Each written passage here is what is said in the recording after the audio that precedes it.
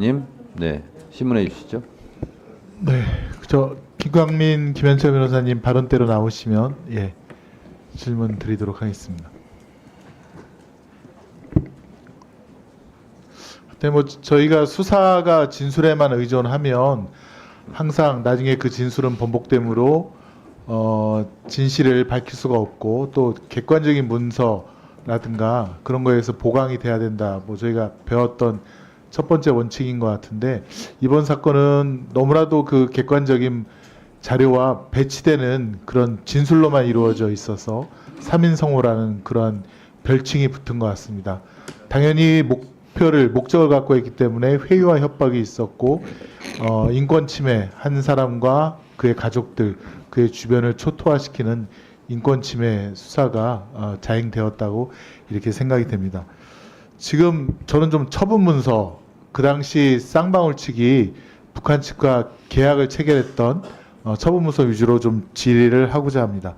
우선 2019년 1월 17일 그 쌍방울 측과 아태위가 대북 사업 합의서를 작성을 했는데요. 그거 좀 한번 띄워 보시겠습니까? 지금 이게 지금 맨 하단을 보시면 SBW 그룹이라고 되어 있어서 쌍방울 그룹에서 작성한 것인데 조선 아태위랑 나노스가 기본 합의서를 2019년 1월경에 체결을 했고 그 계약금으로 이행보증금 200만 달러와 300만 달러, 500만 달러를 지급하고 사업 개시일에는 1억 달러를 지급하기로 했다. 요 문서에 대해서 혹시 두 변호사님 보신 이 기억이 있나요? 요 문서가 어떻게 작성되었는지 좀 설명을 해 주시겠습니까? 이 문서는 그 당시 쌍방울이 그 해외에서 1억 달러를 모집하기 위해서 만들었던 IR 보고서입니다. IR 보고서고요. 예, 그 나노스 주가 그래프 좀 한번 띄워봐 주시겠습니까? 지금 2018년 12월 24일 날 4,990원, 5,000원에 불과한 주가가 거의 한 달도 되지 않아서 9,153원까지 수직 상승했습니다. 그래서 이제 쌍방울 측에서는 대북 사업을 빙자로 해서 주가 조작을 시도했다. 저희는 그렇게 판단한 거고요. 나중에 제가 질의를 할 때 보여드리겠지만 수원지검에서도 검찰에서도 또 국정원에서도 이거는 쌍방울의 대북 사업을 빙자한 주가 조작이다라고 이렇게 판단을 하고 있었는데요. 그 다음 화면 보여주시겠습니까? 쌍방울이 뭐 스마트팜 비용을 일부러 뭐 하기 위해서 작성한 문서가 아니라 그때 당시 여기 보시면 아니 이거 말고요. 예, 김영수 씨라고 현대아산 대북 사업을 했던 전략기획실장을 영입을 했고요. 그 다음에 나노스는 김영기 전 통일부 차관 고문을 영입해서 여기 맨 아래 보시면 대북 전문가 영입 소식에 주가가 강세를 형성했다라는 언론 보도까지 다 나오고 있는 것입니다. 다음 아까 두 번째 화면 좀 보여주세요. 네. 그리고 이게 한 번에 그치는 것이 아니라 구체적인 실행으로 2019년 5월 12일 날 드디어 2조에 보시면 북한과의 지하자원 개발 사업을 위해서 빨간 그래프를 보시면 남측 회장 김성태, 그다음에 북측 민족경제협력연합회를 대표해서 박강수 회장이 찍은 것이 있습니다. 이것이 대북 사업을 위해서 하겠다는 그런 명확한 증거 아니겠습니까? 이거에 대해서 좀 설명을 해주실 수 있습니까? 방금 그 엄영수 실장은 당시 아무런 그 대가가 없었다고 하는데 실제로 히토류 그리고 많은 지하자원 그리고 태양에너지 발전, 철도 사업, 북한에 있는 대부분의 자원을 모두 매각하는 그런 내용의 합의서입니다. 그렇습니다. 좀 빨리빨리 지나가겠습니다. 다음 화면이요. 이 쌍방울 내부 문건인데요. 2019년 7월 1일 여기에 드디어 이게 쌍방울 내부에서 2019년 7월에 최우선적으로 회장님이면 김성태 씨를 말하는데요. 방북 추진을 해야 된다.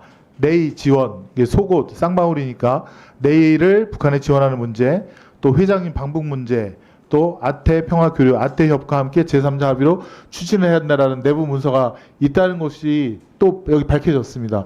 이것을 봐서 이거는 이재명 대표의 방북 비용에 대한 대납이 아니라 김성태 회장이 본인이 먼저 북한을 가려고 했던 거 아닙니까? 이거에 대해서 좀 설명을 해 주시죠. 예. 2019년 5월 12일 계약서는 비공개로 하기로 정해져 있습니다. 그리고 당시에 나중에 공개 합의서를 체결하기로 약정했습니다. 이것은 북한이 쌍방울로부터 돈을 한번 더 뜯어내려는 사기 수법이었고 결국 공개가 되어야지 주가를 높일 수 있기 때문에 김성태는 반드시 북한을 방북할 이유가 있었던 것입니다. 바로 그 문서가 바로 저것들입니다. 김성태가 평양을 방북해야 될 절대적인 이유였던 것입니다. 네, 다음 화면 보여주시죠. 이게 아까 장경태 위원님께서 지적하신 건데 그렇기 때문에 수원지검에서도 이 수사를 하고 하다 보니까 결국에는 결론이 뭐냐, 쌍방울 그룹의 대북 사업 목적으로 나노스 주가 부양을 통한 시세 차익을 노린 것이다 라고 자기들도 이렇게 인정을 하고 있는 겁니다. 여기 보시면 김성태와 위 조합에 투자한 측근들 나노스 주식회사의 주가를 부양할 경우 전환가액 500원 대비 막대한 시세 차익을 얻을 수 있다는 판단하에 2018년 12월경부터 남북 경제 협력 사업을 통한 대북 사업을 진행해서 나노스의 주가를 부양할, 아까 4,900원에서 9,000원까지 뛰었죠. 그다음 위 계획을 N 프로젝트라고 명명했고 N 활성화라는 댓글 부대까지 운영했던 사실이 확인된다라고 되어 있는데요. 그래서 이런 모든 것들이 다 객관적으로 다 뒷받침되는데 전환가액 500원 대비 막대한 시세 차익이 뭔지는 한번 설명을 좀 해주시고요. 나중에 그 다음 PPT 한번 보여주시겠습니까? 수원지검도 인정했을 뿐더러 국정원에서도 이게 아마 2급 비밀 문서인데 국정 원장께까지 보고되는 아주 신중한 문서인데 여기서도 협조자는 안부수 씨입니다.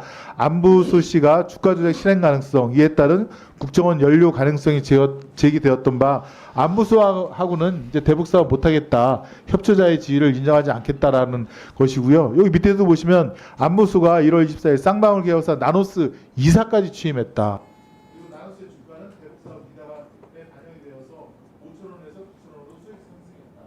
그 다음 PPT 화면을 보시면 다 그런 내용이 다 들어있습니다. 국정원도 이 북한과의 쌍방울의 500만 불이라든가 300만 불 이런 것들이 다 쌍방울의 반북 사업을 빌미로 한 주가 부양, 이라는 것을 국정원도 인정했습니다. 검찰도 인정을 했고 국정원도 인정을 했고 안무수 씨 판결에 수원지법 판결에도 인정을 했고, 근데 이게 왜 갑자기 이렇게 돌변을 한 겁니까?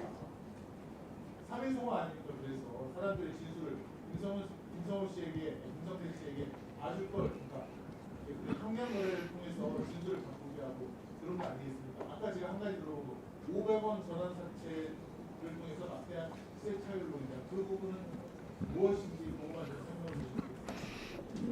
평균 주가를 당시 기준으로 보면 대략 5,000원에서 6,000원 정도로 형성되어 있습니다. 만약 전환가액이 500원이면 그 4,500원에서 5,500원 정도의 수익을 얻게 됩니다. 김성태 측의 주장 그리고 검찰의 주장은 당시 매각하지 않았기 때문에 그 주가 조작이 아니다라고 주장하지만 현실적으로 주식을 담보로 해서 대출을 받았습니다. 그리고 대출 받은 이후에 주가가 하락하면 그 대출권자는 그 주식을 매도합니다. 결국 주식을 매도한 것과 동일한 효과를 가지는 것입니다. 당시 100만 주를 계산을 하면 5,500원 곱하기 100만 주면 무지막지한 돈이죠. 그만큼의 수익을 이미 확보한 것입니다. 네, 정리하시죠. 제가 좀 부연 설명 좀 드리겠습니다. 네, 짧게 해주세요. 그 전환가액이 두 번 있었고요. 처음에는 100원이었습니다. 500원은 이 100원이 하다 너무하다 해가지고 조정한 가액이 470원 그럴 겁니다. 그 처음엔 100원이었고요. 그 다음에 하나 말씀드리고 싶은 거는 나노스라는 회사는 대주주 비율이 거의 90%가 넘어가는, 그러니까 소액주주가 없는 회사입니다.